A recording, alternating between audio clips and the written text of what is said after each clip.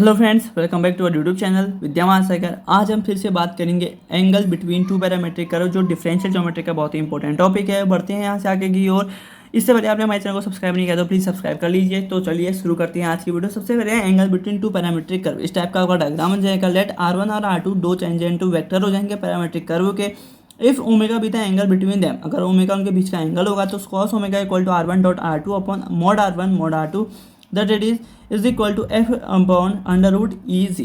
Okay, sine omega बराबर इतना हो जाएगा तो यहाँ पर से हो जाएगा H upon under root E G. तो यहाँ पर आपका आ जाएगा, जब कोसाइन ओमेगा को कॉस ओमेगा से डिवाइड करोगे तो आपका फाइनली आंसर आएगा टेन ओमेगा, जो कि फाइनली इक्वल होगा एच अपॉन जी के बराबर। ठीक है, फिर आता है if W is equal to 90 degree then two parametric curve through the point P are orthogonal that it is F is equal to 0 which will be equal to R1 dot R2 बराबर 0। ठीक है, if this condition is satisfied at all point then two system of parametric curve are said to be orthogonal. Okay, ये हो जाएगा। फिर आता है अगला question, to prove that F equal to 0। आपको प्रूफ करना है कि F 0 होगा जब नेसेसरी और सफिशिएंट कंडीशन दोनों दिखानी है पैरामेट्रिक कर्व के लिए। तो देखो, अगर ten omega H upon F है, अभी हमने निकाल रखा है, यहाँ पर ओमेगा क्या है, एंगल बिटवीन है टू पैरामेट्रिक कर्व के बीच का। Suppose the system of parametric curve भी ऑर्थोगोनल, अगर जो पैरामेट्रिक कर्व है उनका जो सिस्टम है ऑर्थोगोनल हो गया तो ओमेगा इक्वल टू पाई/2 हो जाएगा। तो 10 पाई/2 यानी कि 1090 कितना होता है, इन्फिनिटी, दैट इज 1/0। तो 1/0 कितना होगा, इन्फिनिटी। 0 से h को मल्टीप्लाई करोगे तो 0 हो जाएगा, f को 1 से मल्टीप्लाई करोगे तो f हो जाएगा। तो f इज इक्वल टू 0 हमने यहाँ से क्या कर दिया, प्रूफ कर दिया। ठीक है, फिर आएगा सफिशिएंट कंडीशन। सपोज f बराबर 0 होगा तो 10 ओमेगा बराबर h अपॉन f हो जाएगा। 10 ओमेगा बराबर h अपॉन 0 होगा तो इज इक्वल टू इन्फिनिटी हो जाएगा। ठीक है, तो 10 ओमेगा बराबर इन्फिनिटी और ओमेगा बराबर यहाँ से पाई/2 हो गया, जो हमने ऊपर लिया था। ओमेगा बराबर पाई/2 लेके करा था हमने, सॉल्व f इक्वल टू 0 निकाला था, फिर हमने f इक्वल टू 0 लेके 10 ओमेगा बराबर पाई/2 निकाल दिया। ठीक है, यहाँ से हमारा ये हो गया हैंड्स प्रूफ। फिर आते हैं आपका डायरेक्शन कोफिशिएंट, जो भी ये भी बहुत ही इंपॉर्टेंट है। At a point P RUV on a surface R equal to RUV, there are an independent vector n and R1, R2, so that an arbitrary vector A at point P can be expressed as A vector is equal to this।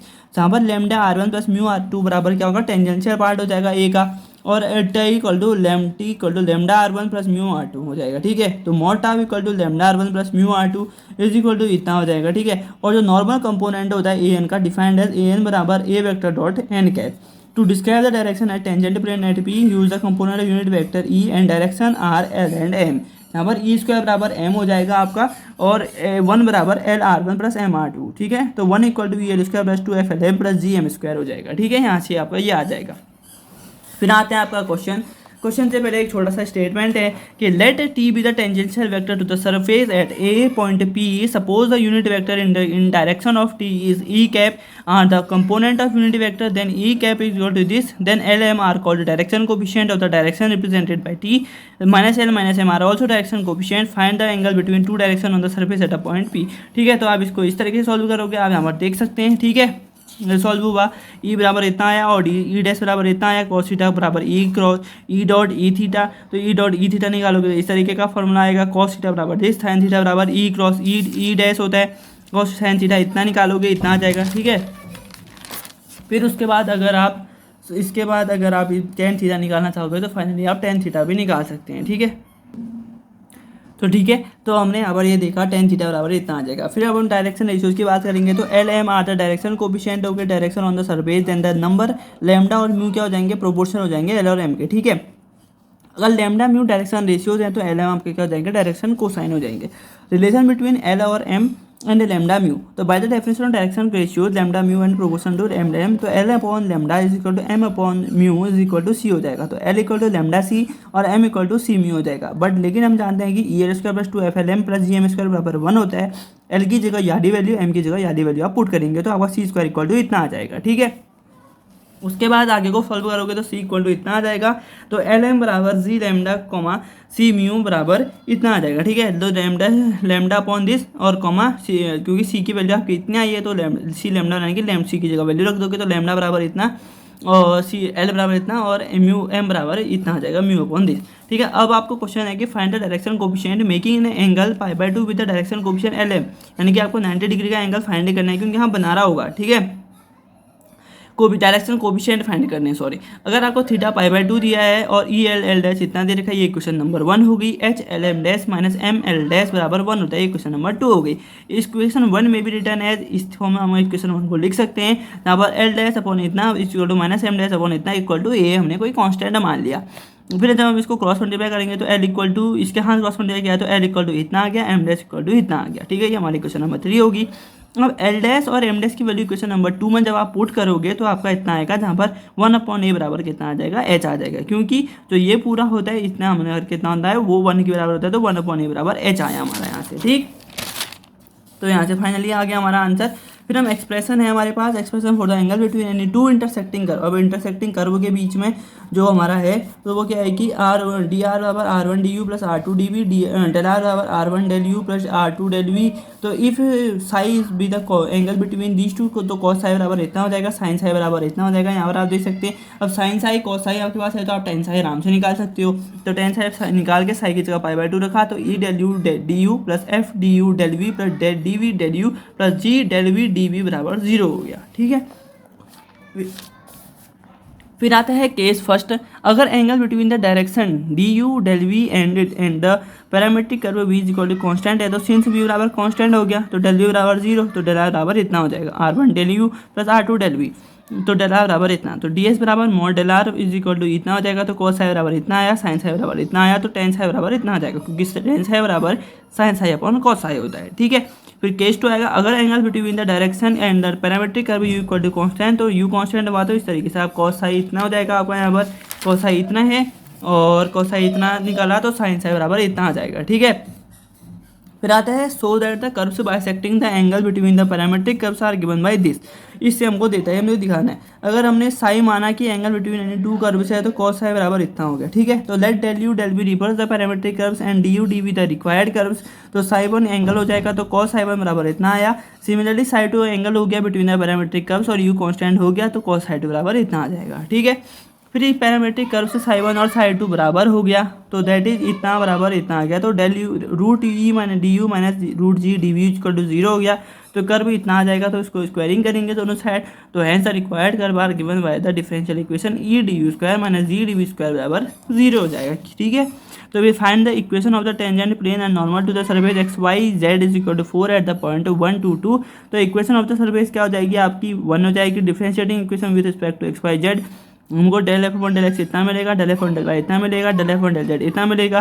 तो eight 1 2 2 यानी कि x की जगह 1 रखो, Y की जगह 2 रखो, Z की जगह 2 रखोगे, तो फाइनली आपका आंसर इतना आएगा। और द इक्वेशन ऑफ टेंजेंट आपको पता है इतनी होती है, तो ये इसकी जगह वैल्यू पुट करेंगे, तो जब आप इक्वेशन पुट करोगे तो इक्वेशन इतनी आएगी, तो equation normal lies at 1 2 Z are 1 2 2 इतना 1 2 जेड आर ये, तो इसकी जगह वैल्यू पुट करी तो X minus 1/2 Y minus 2/1 Z minus 2/1 आया फाइनली आपका आंसर, ठीक है। फिर उसके बाद अगर आपको सिमिलरली अलग अलग क्वेश्चन निकालना है तो आप देख सकते हैं यहाँ पर है, इसमें आपको दे रखा है कि 2 3 6 पे निकालना है आपको, Z equal to X Y है और 2 3 6 पे निकालना है, तो एक्स वाई माइनस जेड हो जाएगा, इसको डिफरेंशिएट करोगे 2 3 6 पे इतनी वैल्यू आएगी। इक्वेशन ऑफ टेंजेंट ये होती है, सारी वैल्यूज पुट करके इक्वेशन ऑफ नॉर्मल है 2 3 6 भी निकाल सकते हो आप, ठीक है। अगला है जिसमें भी आपको इक्वेशन दे रखी है 1 1 2 पे निकालना है, तो इसका डिफरेंशिएट करोगे एक्स के टर्म में, वाई के टर्म में, जेड के टर्म में, फिर इनकी वैल्यू रखोगे 1 1 माइनस 2 एक्स की 1 वाई की -1 जेड की 2 रखोगे, वैल्यू रखोगे तो वेक्टर नॉर्मल आ जाएगा। मैं module of the normal vector निकालना है, मॉड्यूलस निकालना है, तो √122 आ जाएगा और द यूनिट में नॉर्मल वेक्टर हो जाएंगे इतने आ जाएंगे, ठीक है। यहाँ से इसका ये आंसर हो गया, ठीक है। बढ़ते हैं आगे की तरफ। फिर आता है आपका derivative of N the surface normal Weingarten equation. Weingarten equation में ले लिया कि in the section derivatives of N in terms of r1 और r2 में ले लिए हमने, जाना कि N is a vector of constant length, its first derivatives are perpendicular to N and hence tangential to the surface, thus N square equal to constant हो जाएगा, N dot D N बराबर 0, equation 1 होगी। यहाँ से हमें पता चलता है कि एन बराबर D N is in plane of r1 and r2, differentiating N dot r1 बराबर 0, we get an dot r1 बराबर 1 1 इतना एंड एन डॉट, ये इक्वेशन 2 हो गई। एन डॉट r1 एल होता है, एन डॉट r1 2 m होता है, ये मेरे को पता है इक्वेशन 3 से। तो हमें मिला यहाँ से इतना माइनस एल और माइनस एम के टर्म में, डिफरेंशिएटिंग कर दिया है इसको, तो डिफरेंशिएट करके इक्वेशन 4 आया, इससे यहाँ से हमें मिलेगा 5। Equation 1 can be written as, यहाँ से इक्वेशन 1 को हम ऐसे लिख सकते हैं, तो इक्वेशन 6 आ गई। तो n1 बीइंग परपेंडिकुलर, तो यहाँ से हमको सॉल्व करके इक्वेशन 7 मिली। जब आपने इसको फर्दर सॉल्व किया तो इस टाइप की आपकी इक्वेशन मिल सकती है, माइनस एल बराबर इतनी, माइनस एम बराबर ये। जब आपने इसको सॉल्व करेंगे तो इसके जहाँ तुम्हारी ए और बी की वैल्यू आएगी, इसको क्या करोगे, इक्वेशन नंबर 7 में सब्स्टिट्यूट करोगे। तो सब्स्टिट्यूट करने के बाद एच स्क्वायर एन वन बराबर इक्वेशन नंबर 8 आई, क्योंकि E G minus F square बराबर आपका एच स्क्वायर होता है। ठीक है, similarly starting with N two we get, हमको इक्वेशन नंबर 9 मिली। इक्वेशन 8 और इक्वेशन 9 से हमें विंगार्टन इक्वेशन मिलती है। From 8 and 9 we get T square R one बराबर इतना, टी स्क्वायर आर टू बराबर इतना। ये हमारी इक्वेशन नंबर 10 हो गई। अब 8 और 9 का क्रॉस प्रोडक्ट निकाला तो आपने n1 क्रॉस n2 बराबर टी स्क्वायर अपॉन एच बराबर n आया, जो हमारी इक्वेशन नंबर 11 हो गई।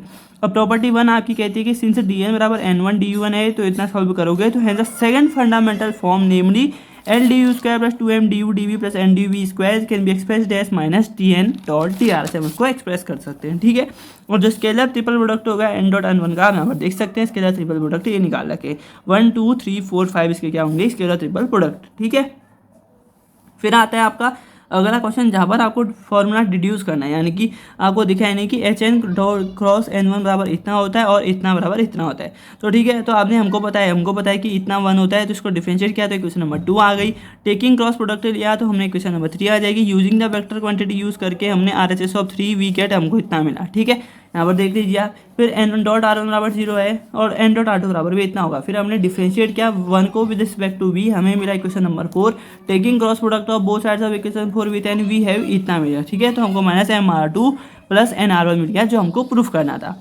फिर हमारा अगला क्वेश्चन आया, so that if L M N element to vanish everywhere on the surface then the surface is a part of a plate. तो हमारा यहाँ से एल एम एन तीनों 0 के बराबर है। एल बराबर minus N dot R one, M बराबर इतना, एन बराबर इतना हो जाएगा। ठीक है, यहाँ पर n बराबर इतना है, n बराबर minus N two dot R two है। ठीक है, तो हमको पता चल गया यहाँ से कि n1 r1 इतना होता है, n2 r2 इतना होता है, equation 1। n2 r1 0, n2 r2 बराबर 0, इक्वेशन नंबर 2।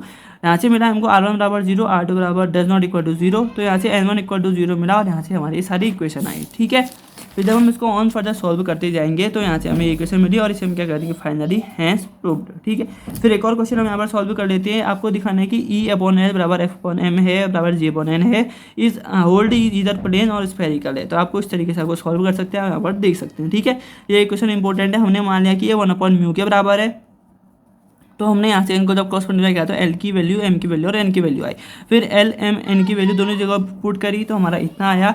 सिमिलरली करके हमने इसको सॉल्व किया, इतना आया। सिंस जब हम इसको सॉल्व करते जाएंगे आगे को तो हमें ये मिलते जाएगा इस तरीके की क्वांटिटी। इक्वेशन 2 मिलेगी, इक्वेशन 3 मिलेगी, इक्वेशन 4, इक्वेशन 5।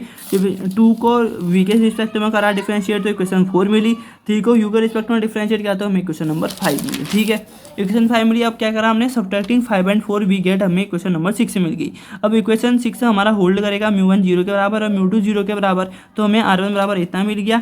इसको इंडिकेट किया तो हमने हमारा r minus A equal to minus 1/μ n मिला। इसको दोबारा से स्क्वायर कर दिया तो हमारा n स्क्वायर बराबर 1 होता है, तो r माइनस ए का होल स्क्वायर 1/μ स्क्वायर हो गया।